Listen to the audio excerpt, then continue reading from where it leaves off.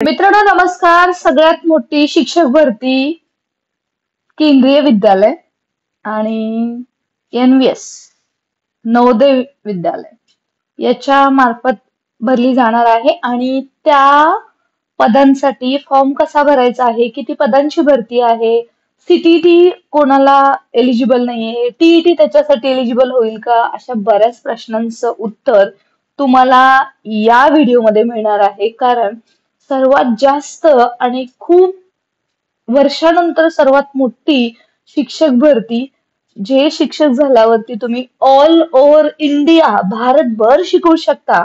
शिक्षक म्हणजे अशाच पैकी फक्त शिक्षक पदासाठीच नव्हे तर शिक्षकेतर कर्मचारी असतील, ऑफिसर असतील, याच्यासाठी सुद्धा ही पदांची भरती होत आहे आणि डायरेक्ट रिक्रुटमेंट असते.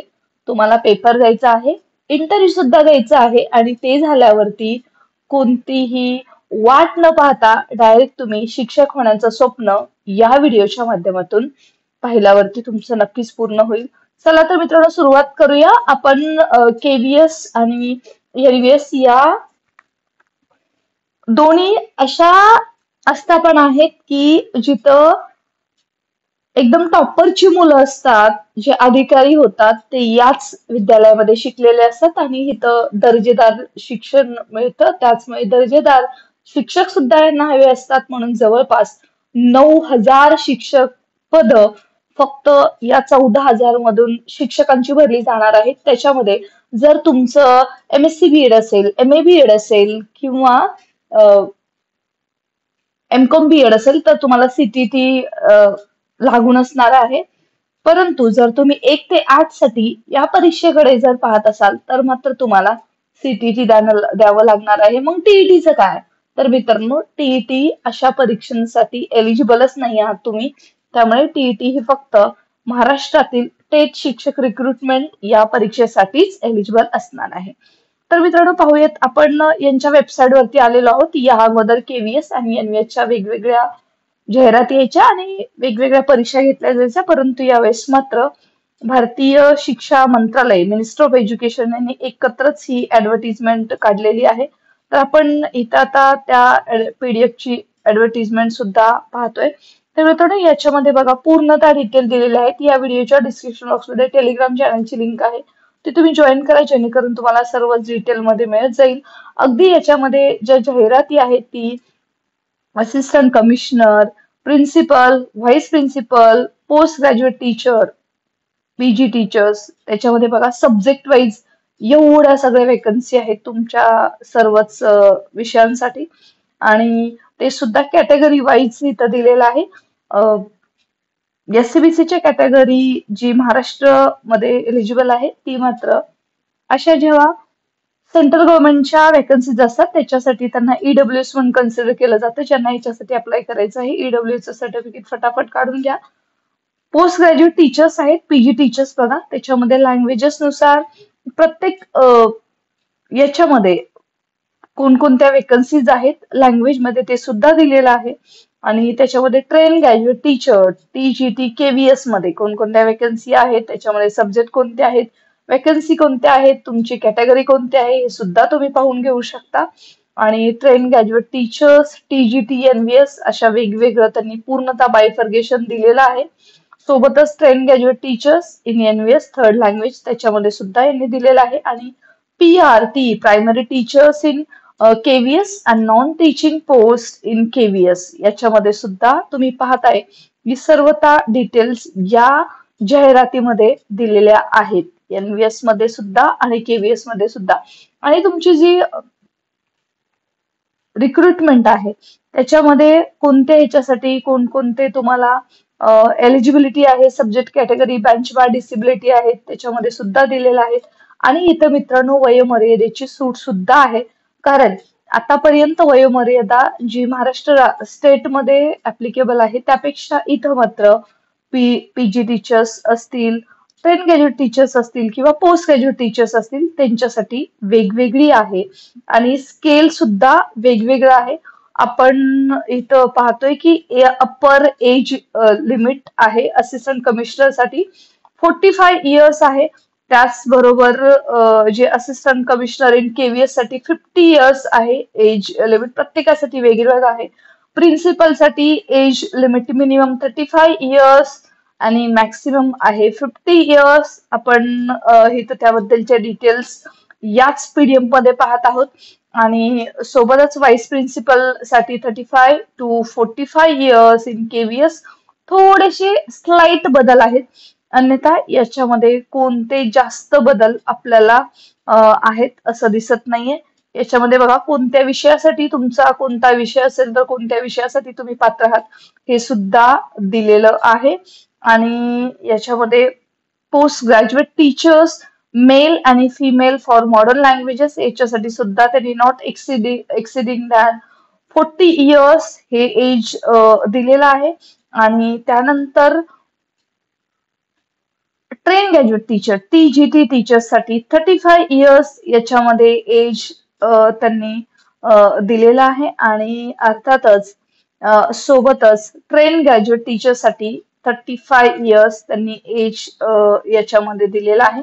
त्याच्यामध्ये वेगवेगळं आपण पाहू शकता आणि हे सर्व पीडीएफच तुम्हाला अवेलेबल होणार आहे. आणि या सर्वात महत्वाचं म्हणजे विशेषतः स्पेशल एज्युकेटर्स साठी सुद्धा नॉट एक्सिडेड 35 इयर्स त्यांनी याच्यामध्ये दिलेला आहे. आणि PRT फॉर म्युझिक टीचर्स, जे विशेष शिक्षक भरती आपण त्यांना बोलतो, त्याच्यामध्ये सुद्धा 30 इयर्स पेक्षा जास्त असायला नको, याच्यामध्ये त्यांनी पूर्णतः क्लॅरिटी दिलेली आहे.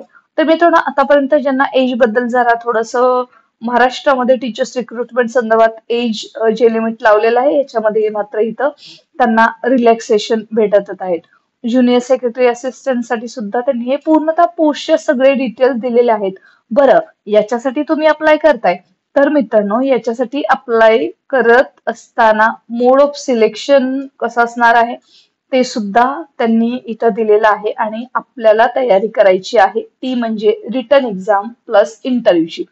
आता लक्षात घ्या, जेव्हा आपण रिटन एक्झामची विचार करतोय तेव्हा टेस्टनुसार तिथं त्यांनी प्रत्येक दिलेली आहे. जर तुम्ही PG टीचर असाल, TG टीचर असाल किंवा पोस्ट ग्रॅज्युएट टीचर्स असाल, याच्यासाठी जेव्हा तुम्ही PRT, TRT आणि PGT याच्यासाठी टीचर्स करत असताना तुम्हाला वेगवेगळं तुम्ही इथं पाहताय की कंपोनंट ऑफ टेस्ट दिलेली आहे, नंबर ऑफ क्वेश्चन कसे असतील. अर्थातच 100 क्वेश्चन असणार आहे आणि 300 मार्क्सची एक्झाम इथं तुम्हाला द्यावी लागणार आहे. याच्याबद्दलचे पूर्णतः डिटेल्स तुम्ही कुठल्याही सोशल मीडियावरती, गुगलवरती गेला तरी सुद्धा तुम्हाला तिथं पाहायला भेटणार आहे. टेस्टचं टायमिंग आहे, त्याचबरोबर आता तुम्ही असिस्टंट, क्लर्क, टायपिस्ट यांच्या सुद्धा इथं जागा भरल्यात असल्यामुळे त्यांच्यासाठी वेगवेगळी परीक्षा इथं असल्याचं लक्षात येते. आता Tier 1 आणि Tier 2 ज्या असिस्टंट कमिशनरच्या पोस्ट आहेत, त्याचबरोबर Tier 1 साठी स्किल टेस्ट आणि Tier 2 साठी असणार आहे. सोबतच टीचर साठी असणार आहे. ऍडमिट कार्ड सुद्धा याच वेबसाईट वरती आपण जिथं आलेलो आहोत तिथं अवेलेबल होऊन जाईल परीक्षेच्या अगोदर. आणि हा फॉर्म भरायसाठी सुरुवात सुद्धा झालेली आहे आणि शेवटची तारीख ही 4 डिसेंबर असणार आहे. मित्रांनो, फटाफट तयारीला लागायचंय आणि फॉर्म भरून घ्यायचा आहे, कारण याच्यामध्ये क्लॅरिटी महत्वाची आहे. आणि ऑल ओव्हर इंडिया ही परीक्षा असल्यामुळे इथं मेरिट सुद्धा तितकंच हाय लागत असतं आणि नंतर तुमचा इंटरव्ह्यू सुद्धा घेतला जाणार आहे. त्यासाठी तुम्ही वेबसाईट वरती जायचंय, navodayvidyalaya.gov.in किंवा www.cbse.gov.in किंवा kvssanghatan.nic.in या वेबसाईट मधल्या कोणत्याही वेबसाईट वरती जाऊन तुम्ही अप्लाय करू शकता. आणि त्याच्यामध्ये तुम्हाला only other website will not be accepted means mode of not be accepted. आणि याच्यानंतर ऍप्लिकेशन फॉर्म सबमिटेड हे सोडून जर तुम्हाला अदर वेबसाईट वरती जर आपलं अप्लाय केलं तर मात्र ते एक्सेप्ट केलं जाणार नाही. परंतु KVSच्या वेबसाईट वरती आणि नवोदयच्या वेबसाईट वरती जेव्हा तुम्ही अप्लाय करणार आहात तुम्हाला वेगवेगळं अप्लाय करायला लागेल. परंतु cbse.gov.in या वेबसाईट वरती अप्लाय करत असताना एकाच वेबसाईट वरून तुम्ही दोन्ही टीचर्सच्या रिक्रुटमेंटसाठी तुम्ही अप्लाय करू शकता. याच्यामध्ये त्यांनी डिटेल दिलेले आहेत. एक्झामिनेशन फी सुद्धा इथं आहे असिस्टंट कमिशनर साठी 2300, प्रिन्सिपल साठी 2300 आणि अशा प्रकारे वेगवेगळी फीस तुम्हाला एक्झामिनेशन सुद्धा पे करायची आहे. आणि जर एक्झामिनेशन फी साठी एक्झिम्पशन आहे SC, ST आणि PWBD च्या कॅन्डिडेट साठी. एक्स सर्व्हिसमॅनची कॅटेगरी आहे त्यांच्यासाठी त्यांना एक्झामिनेशन फीज नाहीये, पण जी प्रोसेसिंग फीज आहे 500 रुपये ती मात्र त्यांना भरावी लागणार आहे. GST ऍप्लिकेबल असणार आहे, म्हणजे ही जी फीज आहे examination fee plus processing fee आणि त्याच्यावरती GST तुम्ही डेबिट कार्ड, क्रेडिट कार्ड द्वारे भरू शकता. आणि तुमची जो लेटेस्ट स्कॅन फोटो तो सुद्धा इथे जोडायचे आहेत. पूर्णतः डिटेल्स इथं दिलेले आहेत आणि रजिस्ट्रेशन 14 नोव्हेंबर पासून ऑलरेडी सुरू झालेलं आहे. आणि फी रजिस्ट्रेशन क्लोजेस 4 डिसेंबरला होत आहे आणि त्याच वेळी सुद्धा फीज सुद्धा क्लोज तुम्हाला करायची आहे. याच्याबद्दल पूर्ण डिटेल्स सुद्धा मित्रांनो तुम्ही आता परीक्षेच्या तयारीला लागा. सोबतच हे जे परफॉर्म आहेत हे तुम्ही फॉर्म भरत असताना तिथे तुम्हाला ऑनलाईन भेटतील. तिथे तुम्हाला हे सर्व फॉर्म आहे एडिट करून तुम्हाला भरायची संधी मिळूनच जाईल. आणि मात्र हा फॉर्म भरत असताना व्यवस्थित केअरफुली भरायचा आहे, जेणेकरून तुमच्याकडून कोणत्याही चुका होणार नाहीत. परंतु हे जे एक्स्ट्रा फॉर्म दिलेले आहेत ते सर्वांसाठी एलिजिबल नाहीत. काही जॉब करत असतात, काहींना एक्झिम्पशन असतं, त्याच्यासाठी त्यांना हे फॉर्म दिलेले आहेत. व्यवस्थित वाचायचं आहे आणि ज्याच्यासाठी तुम्ही एलिजिबल आहात त्याच्यासाठीच हा फॉर्म भरायचा आहे. सर्वात मोठी पदभरती आलेली आहे आणि अर्थातच या भरतीचा तुम्ही लाभ घ्या, कारण तुम्ही जर वाट पाहत राहिला महाराष्ट्रातल्या शिक्षक भरतीचा तर मात्र त्याला वेळ लागेल आणि त्याच्यामध्ये अनिश्चितता असते. पदांची अनिश्चितता आहे, विद्यार्थी संख्या, शिक्षकांची संख्या याच्याबद्दल अनिश्चितता असते. परंतु जी सेंट्रल लेवलची जी एक्झाम आहे त्याच्यामध्ये अनिश्चितता नाहीये, पद फिक्स आहेत. परंतु तिथं कॉम्पिटिशन मात्र मित्रांनो जबरदस्त असणार आहे. आणि या कॉम्पिटिशनला कडे उतरायचं असेल तर आज नव्हे आत्ताच परीक्षेच्या तयारीला सुद्धा लागायचं आहे आणि फॉर्म सुद्धा फटाफट भरून घ्यायचा आहे. व्हिडिओच्या डिस्क्रिप्शन बॉक्समध्ये लिंक आहे, त्याच्यावरती जाऊन तुम्ही फॉर्म भरू शकता. आणि अशाच महत्त्वपूर्ण माहितीसाठी मित्रांनो आपलं व्हॉट्सअप टेलिग्राम जॉईन करा, जेणेकरून तुम्हाला महत्त्वाचे अपडेट्स मिळत राहतील. आणि हो, महिलांसाठी फॉर्म भरत असताना 10 इयर्सचं एव्हरीवेअर रिलॅक्सेशन आहे, हे मात्र विसरू नका.